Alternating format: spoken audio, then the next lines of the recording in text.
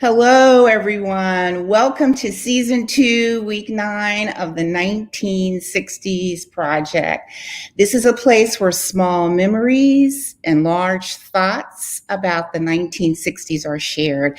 And I am Faye Page Edwards. Jerome Page is one of my two big brothers, and he is the founder of the 1960s project. It is Women's History Month. And so this is week 2 of Her Story. So this month is a time to celebrate our foremothers, our peers, our sisters, our daughters, our nieces, our cousins. Any woman or girl that you admire, please let her know. Let's bring up Pat. Hi, Faye. Hi, Pat. I am pleased today to be chatting with Pat Read. We are both middle children. We both grew up in working class urban environments. Our families are grounded in faith. We both attended small colleges. Hers was previously all female, and mine was an HBCU. Hers was white. Pat is a social justice activist and ally. She is a lover of the arts, is a pillar in her family, and she builds community wherever she goes. I recommend you read her very powerful blog, which is all over social media. So, Pat, many are wondering how you come to be a 1960s project contributor. Well, I was lucky enough to live down the street from Jerome Page. My husband and I are kind of vagabonds. We've lived all over. And when we moved into the North Portal neighborhood, Jerome reached out right away, and we've shared a lot of experiences and talked a lot about the 60s. So when Jerome asks, it's easy to say yes. I got you. So this neighborhood where you know Jerome, how would you describe that neighborhood, and how is it different or the same from your childhood neighborhood? Well, it's very interesting because when I got recruited out to a job with a national coalition of nonprofits and foundations in DC, I knew very little about the neighborhoods. I visited and worked there many times. And so when the realtor showed me this house, it was the perfect house for us, but I knew little about the neighborhood. It's basically a middle class, upper middle class, predominantly African American neighborhood. The house we bought, we learned after we bought it, was built for Judge Wiley Branton, who had been dean of Howard Law School and a civil rights icon that really I had always heard of and looked up to. So my neighborhood that I grew up in was, on the other hand, a little bit more downscale economically. We lived across the street from the Indiana State Fairgrounds. It was a little bit mixed neighborhood, lots of immigrants, but no Black families until I reached about second grade.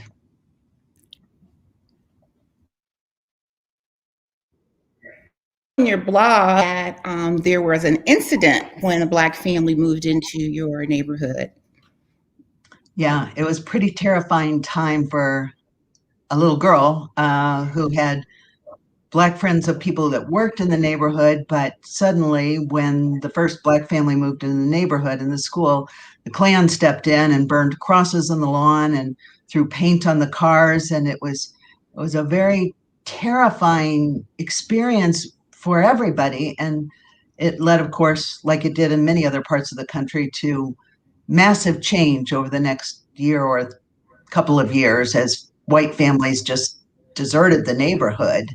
And yet that family stayed. And in fact, I knew the son my age through our high school years. And your family stayed? My family stayed. Family stayed. Yeah. Well, what was going on in your family during that time? What were they talking about? What was your family's reactions?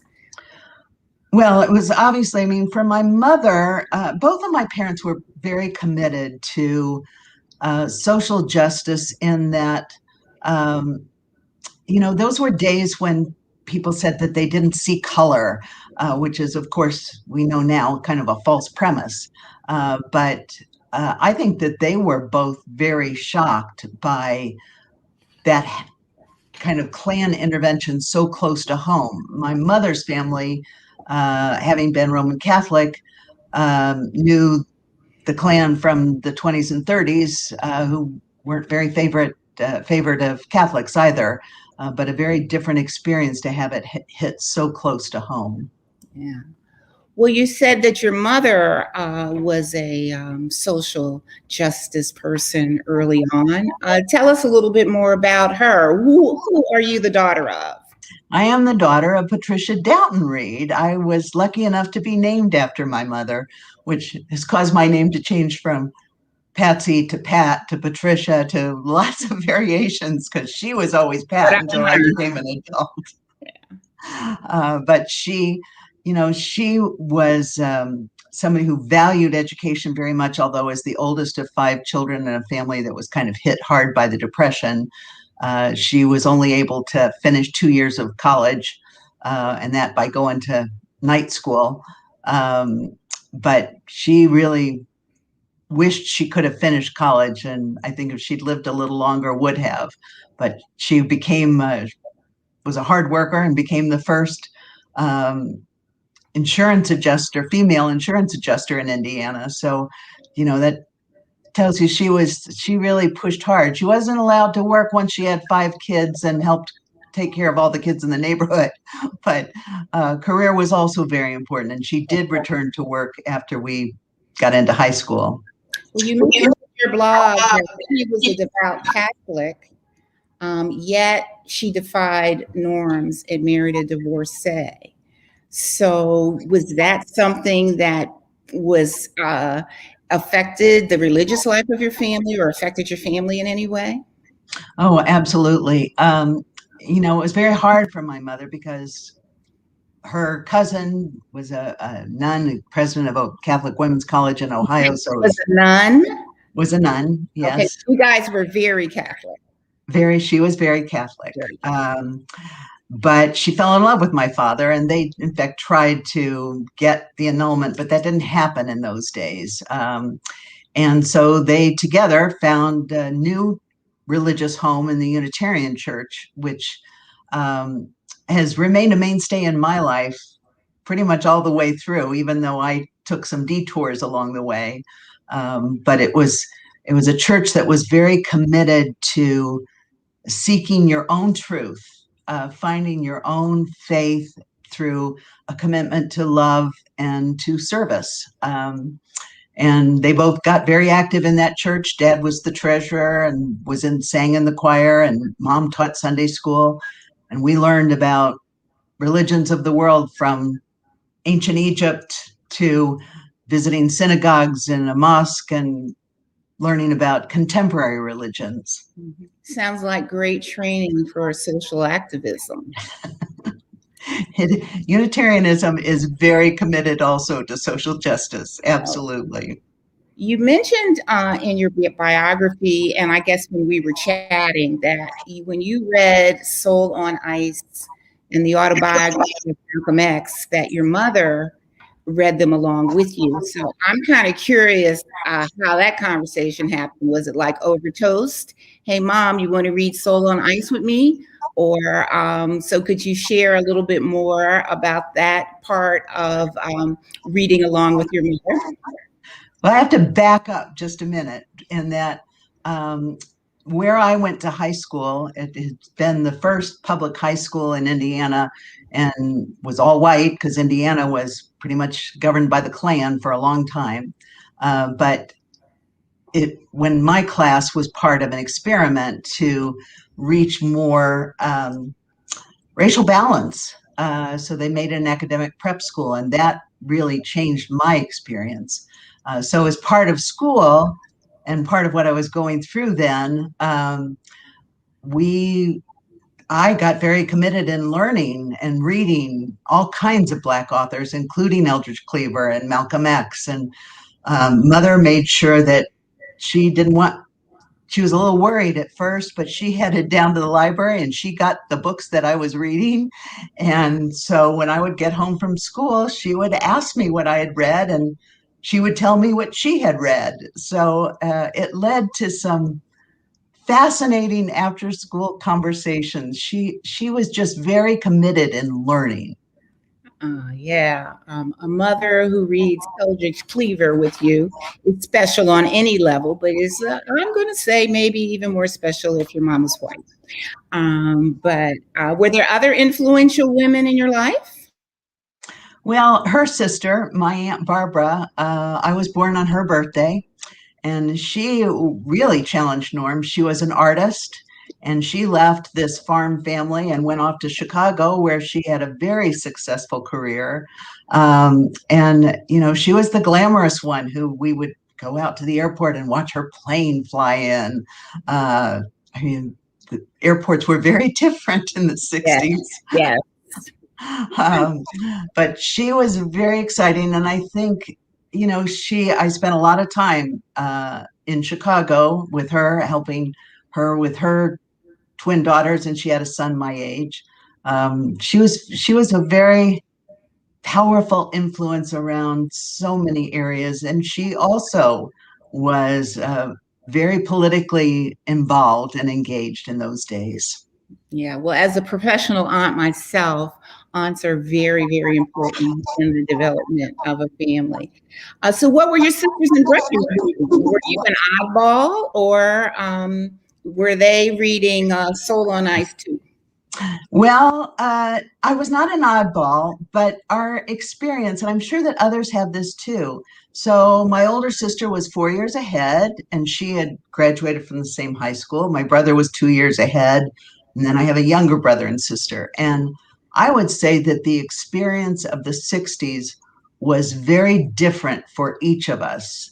So, while we all shared the commitment to learning, to music, to caring about service and what happened to others, what we experienced at different stages was very different.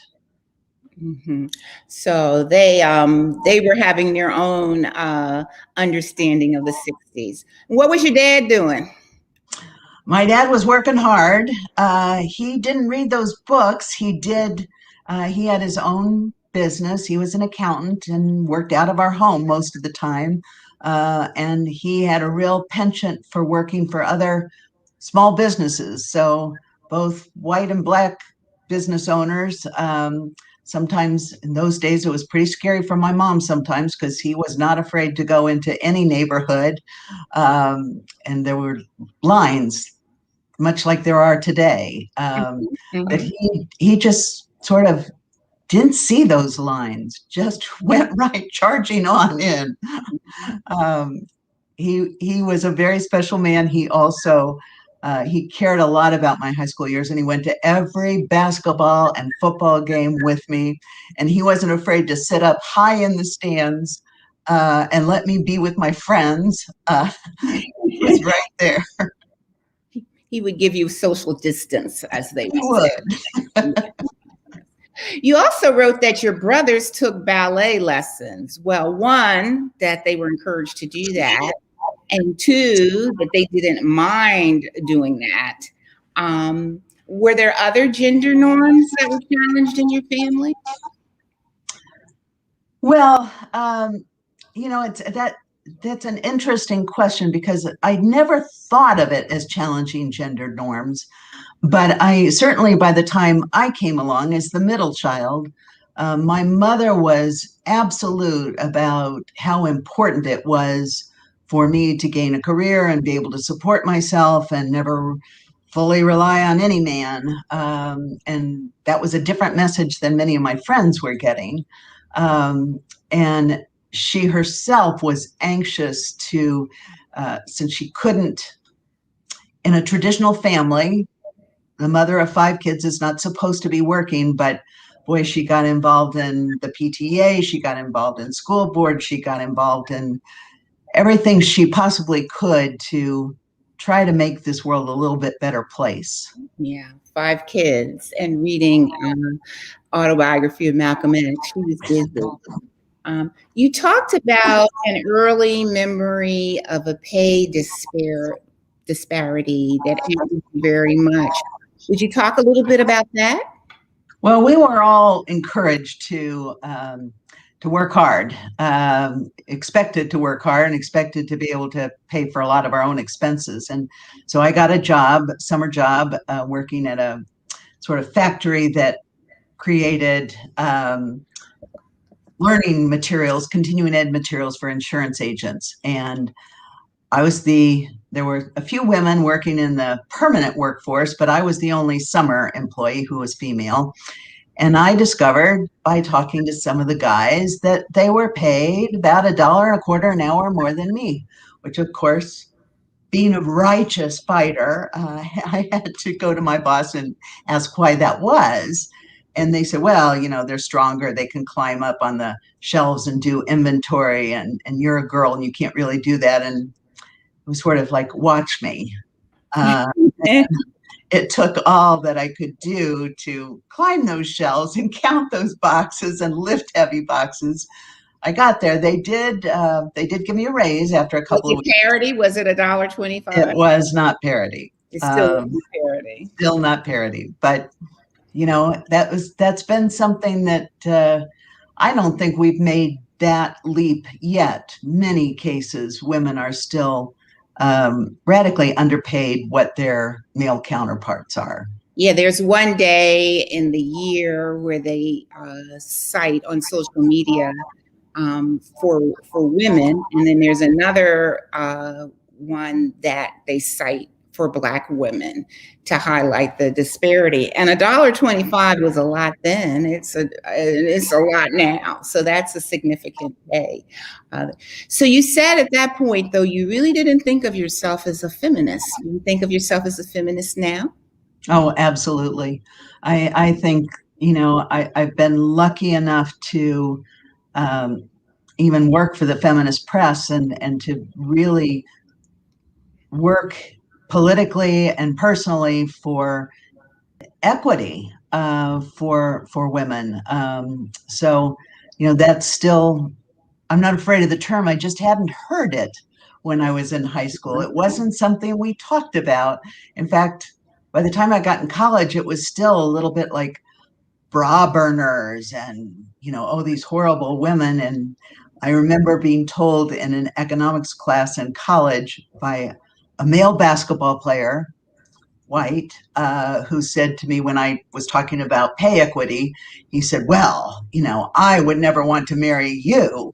It's like, I'm glad because I would not marry you. I don't have to worry about you, babe. Yeah.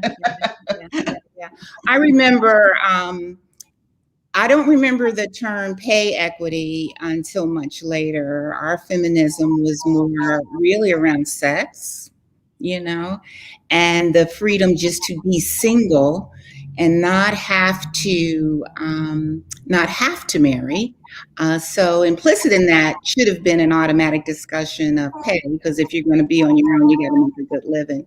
So tell me what you did for the feminist press. Were you a writer?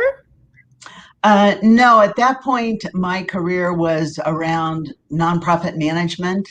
I had background in marketing and working in publishing, and so I was a consultant working with them on creating a marketing plan and helping them move into a new phase, which ultimately ended up with a major grant award from the Ford Foundation. And it's still, I'm proud to say that Feminist Press is still going very strong. They introduced me to new set of writers, people like Polly Marshall, that just, amazing writers. So if you don't know them, I encourage you to go to their website. Yeah, when you said the feminist press, I took it as a generic term. You worked for the feminist press. The feminist press. Are a very impressive and long-running and successful entity as well. So what years were you in high school? I entered in the fall of 1966 and graduated spring of 1970. So some pretty turbulent years in there. Yeah. So you mentioned that it was an integrated high school. Now, integration sometimes means a bunch of white people and two Black people. So when you say integrated, how integrated was it? Very integrated. The class before mine was predominantly African American. I don't know the exact percentages, 80, 85%. My class was about 60-40, 60% African American. The plan that was instituted by the school board to make it an academic prep school meant that we had to apply to enter supposedly at least C grades or average scores on those tests you take in junior high. So you had to be admitted, which meant that our class was small, but it also meant that virtually everyone in that class was very committed to both the principal of Shortridge High School, as well as, really wanting to make integration work. And it was a pretty amazing group of people. I continue to be in awe of a lot of my fellow classmates who I've followed their careers over the years. Did the school continue to thrive?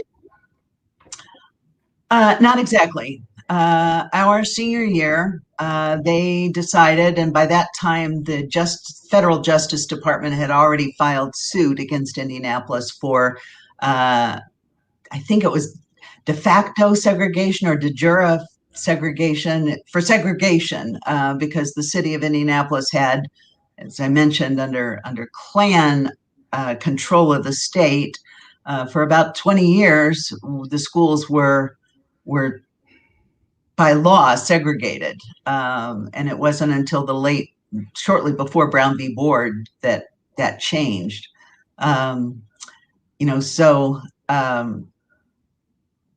It was meaningful integration. I mean, it was. Yes. Now, you were also very, very active and played a leadership role in the arts. Were all the arts activities integrated? And tell us about your leadership in the arts, because I thought it was very interesting. It sounded fun. Well, yes, the thing about the arts, and I'm going to use the choir, the a cappella choir, which was 100 members out of a school of about 700 students. That's a pretty high percentage. But it's the one place where everybody's equal. It doesn't matter whether you're the son or daughter of the upper class doctors and lawyers or the working class. We were all there, black and white, regardless. And you were just there to sing or to play your instrument. But the choir was a very special situation. So my senior year, because our director was very committed to the Shortridge experiment, he called it, and he planned for us to sing the Requiem by Verdi, a piece that they don't talk about high schoolers singing. And if we could just sell $20,000 worth of candy, we could hire the Indianapolis Symphony and 4 soloists from the Metropolitan Opera. And we did. That's a lot of candy. It's a lot of candy. But it was a very special experience. Unfortunately,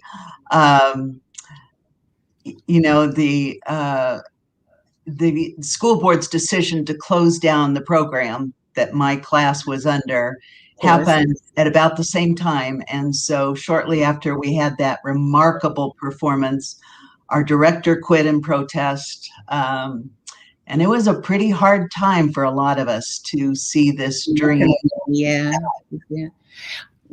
Are you still singing? Are you still I do.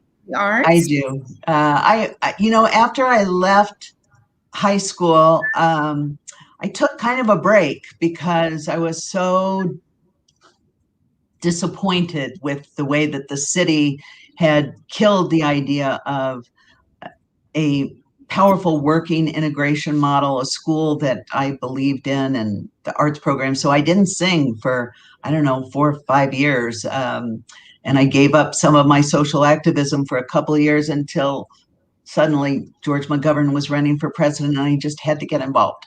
Well, we're going to talk about that in a minute. And but in high school, Were there any Vietnam protests? Was Vietnam on your radar at all? Vietnam was definitely on our radar. Many of my classmates, their brothers, were going off to war. We were taught in history class how this was the domino theory and we had to go to Vietnam, and that somehow didn't seem right to many of us. But I had friends who went. I had one friend who went to Canada, and I never did find out what happened to him. And another friend who went to prison as a conscientious objector. So it was very much front and center. And, I think politically we also struggled.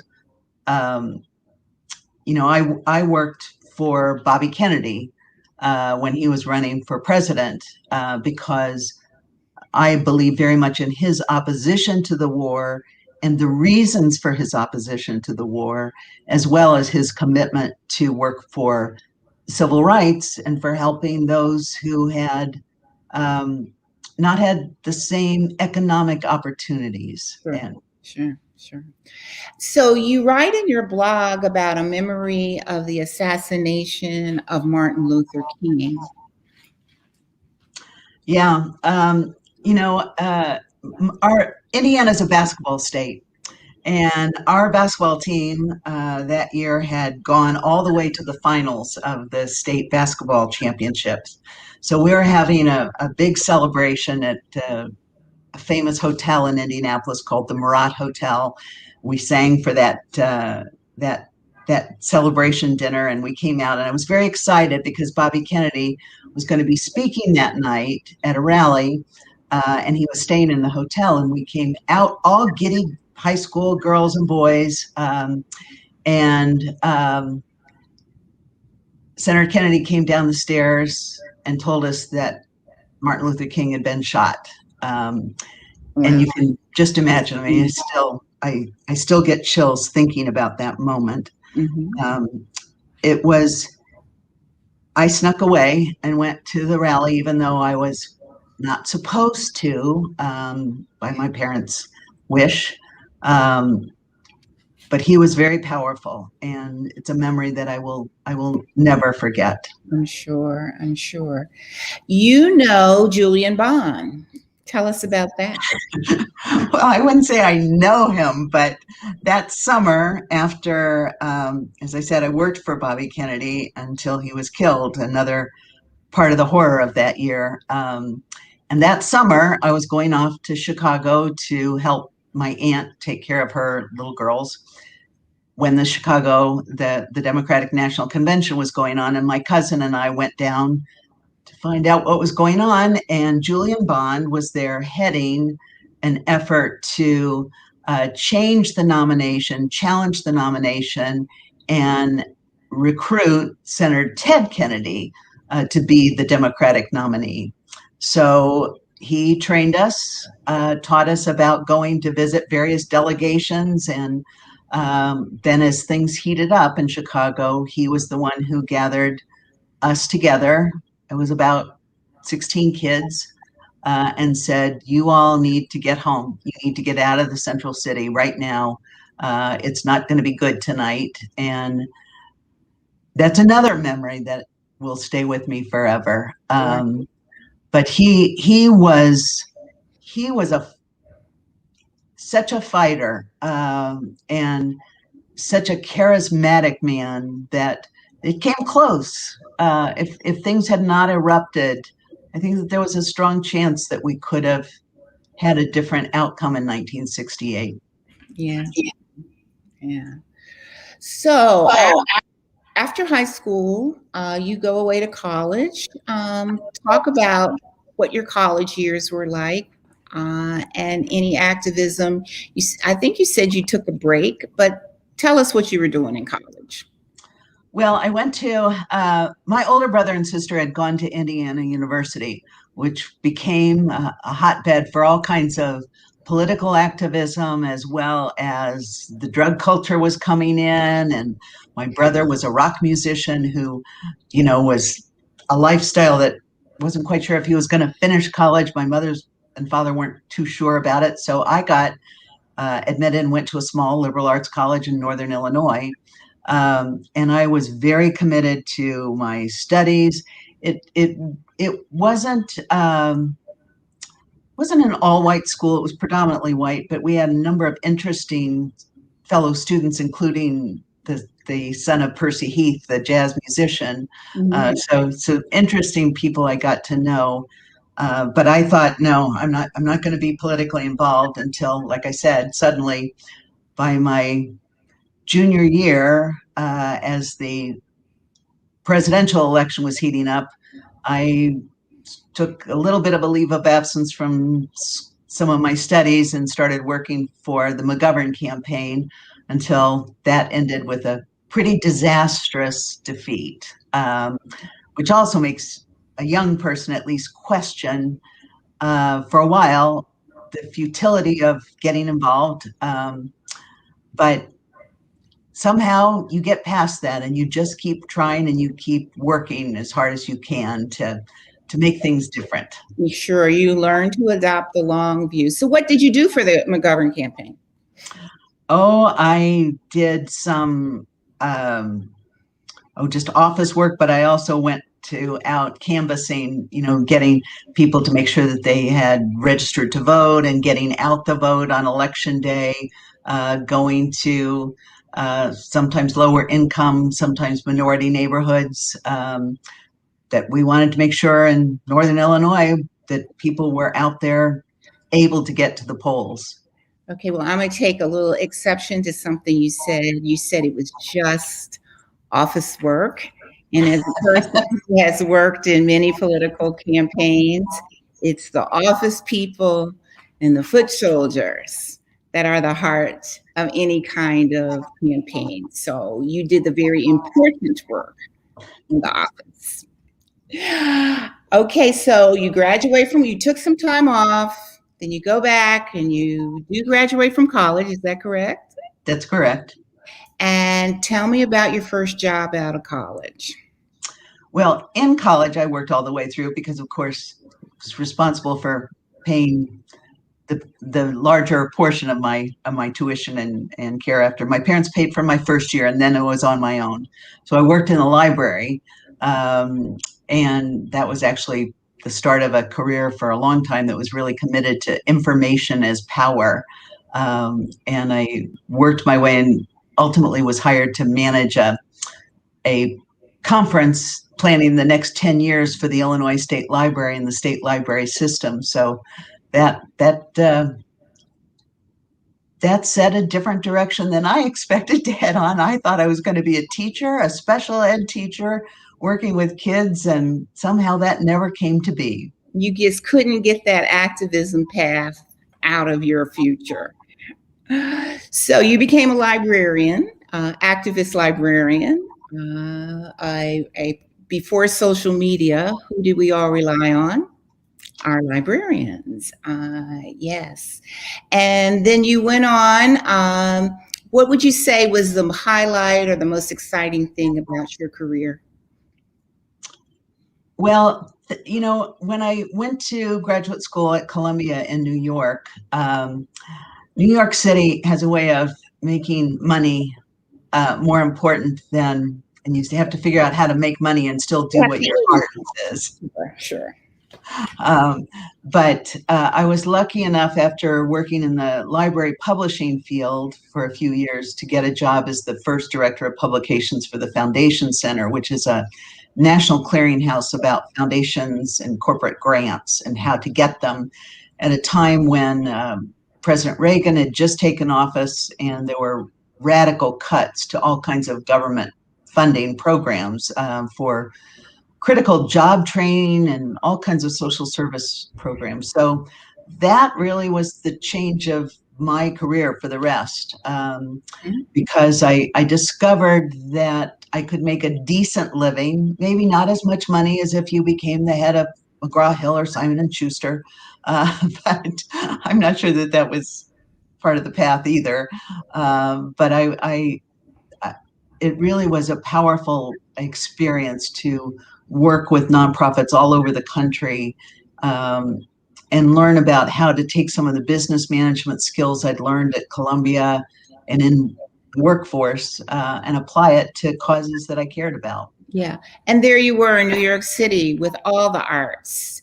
Were you able to still incorporate your love of arts? Oh, absolutely. I was very, very lucky. I sang with St. Patrick Cathedral Choir. No, only, I mean, this little tidbit.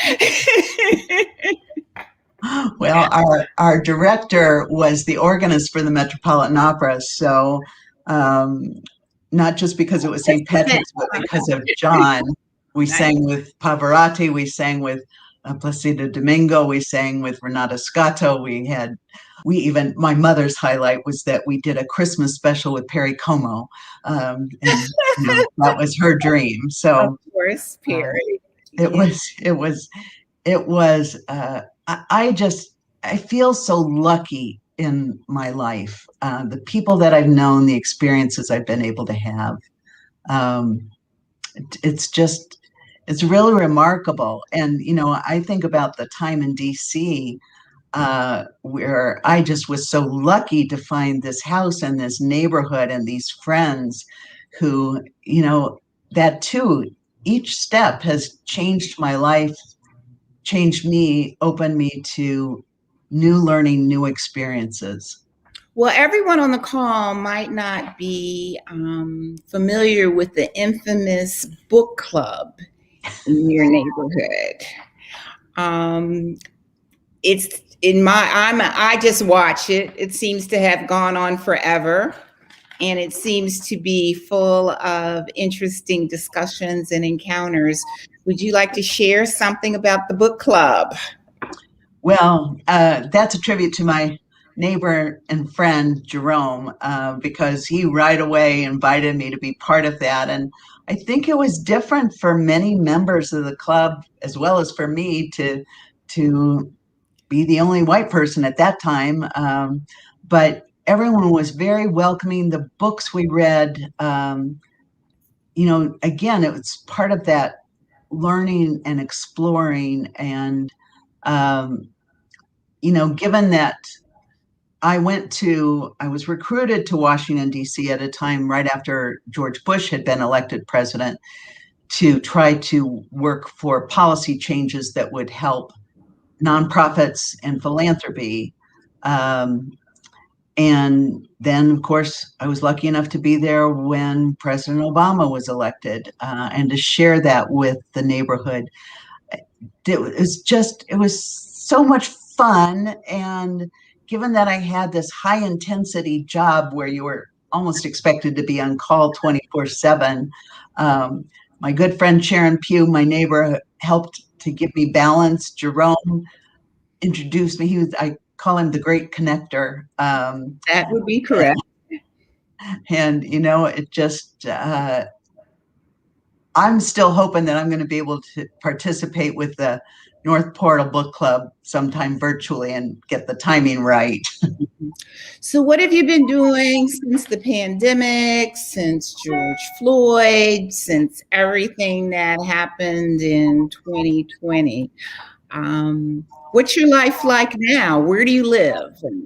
Well, when I left DC, we left DC in 2012 to come back to Colorado. We now live in Boulder, Colorado, where my sister is, and to really help her with her son and daughter who are reaching those challenging teen years. Yes. And I also, while I continued some consulting work, I got involved trained as a court-appointed special advocate working with kids who have not had a fair shake in life, or in situations where they've experienced abuse or neglect. And that's been a pretty powerful part of my time here. It's been strange during the pandemic. I was going to say you did that through the pandemic because you would have to go to court, would you not?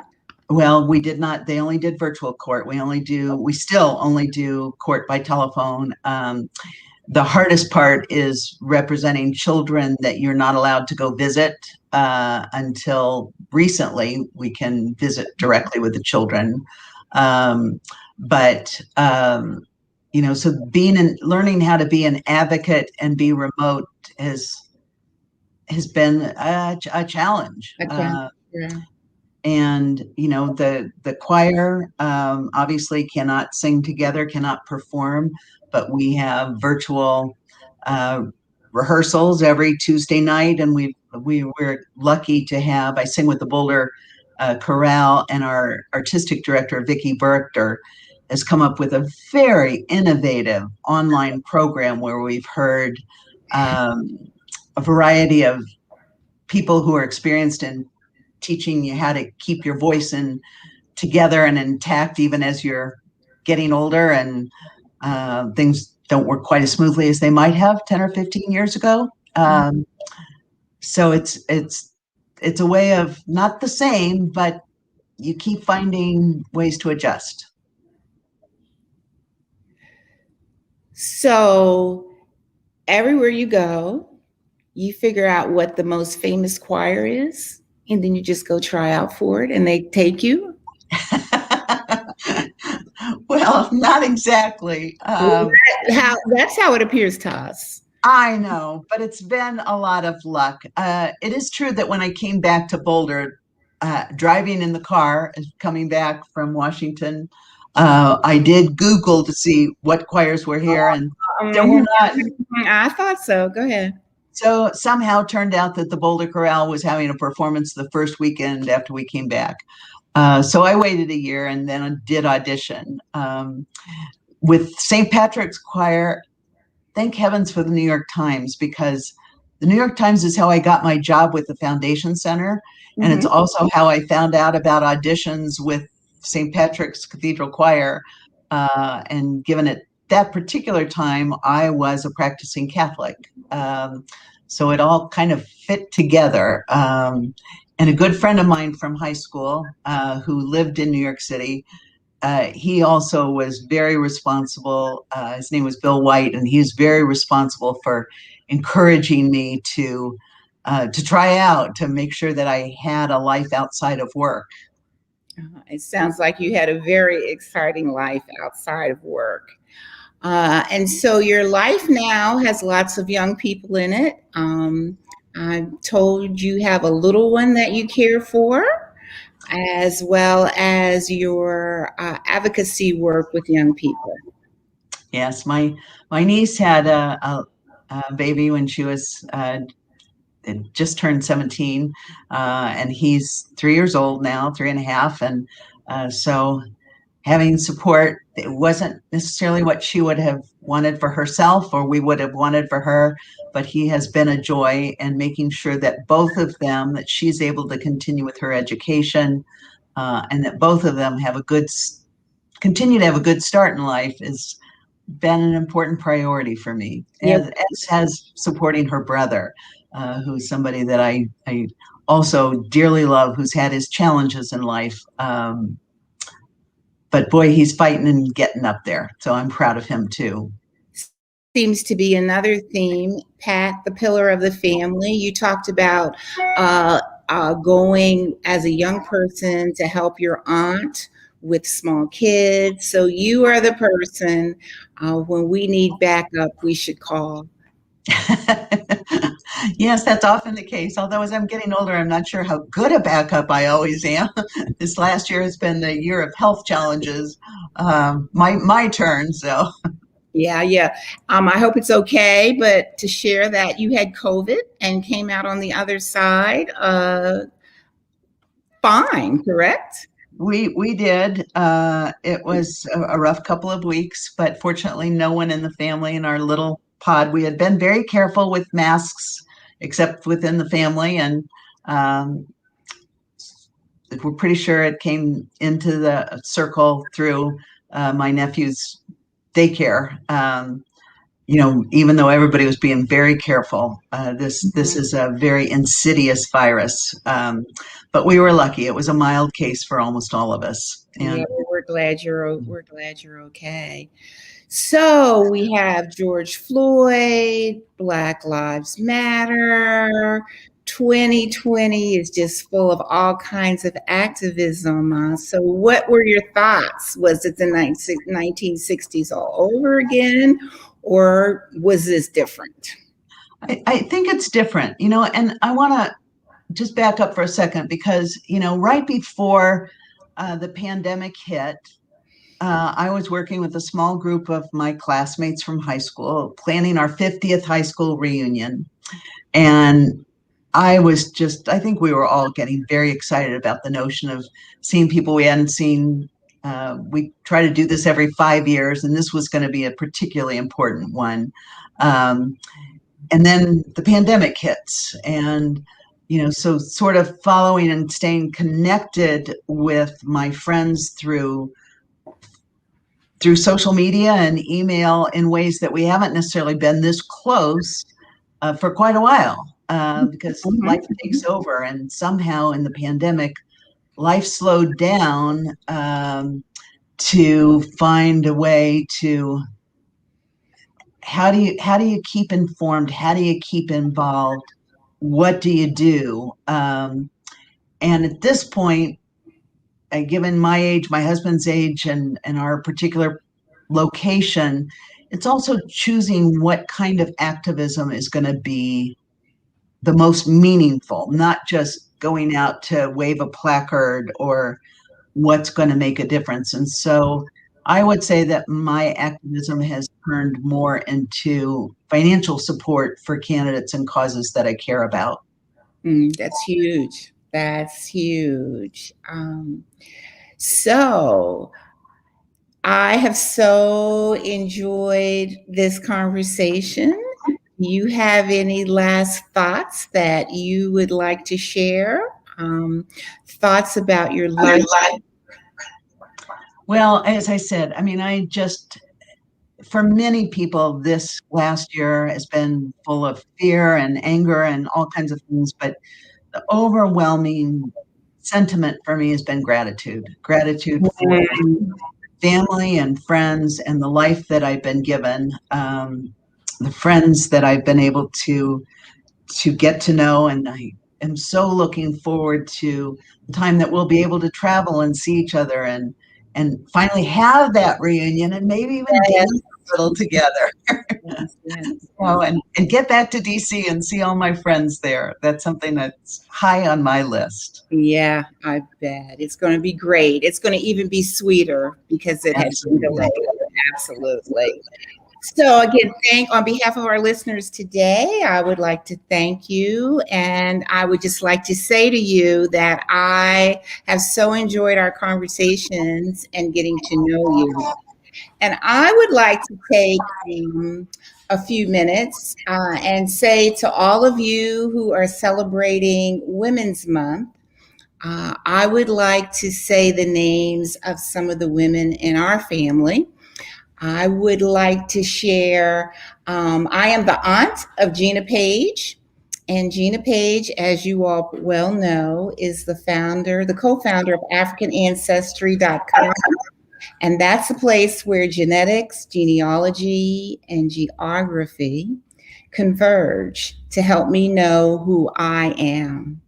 And because of an African ancestry test, and because of the hard work of my big sister, Okella, who you guys all met last week, I know that I am the daughter of Nan, daughter of Susie, daughter of Roberta, daughter of Melinda, and daughter of Jane, who was born into enslavement in 1805. And we are all the daughters of the Fulani and Hausa people of Nigeria. And if you would like to find out where you're from, African Ancestry is offering a temporary discount to all of the listeners of the 1960s Project. And the code is WOJM And as you know, that stands for What's on Jerome's Mind. And you can use your discount at AfricanAncestry.com, and you will get 5% off the site for the next few weeks. So thank you all. And next week, I will be back. And so I'll be talking to my friends Rita and Kathy. We met on the campus of Lincoln University in 1971. So we'll be talking about becoming young women and the women and experiences that shaped us. So we'll see you next week. Thank you.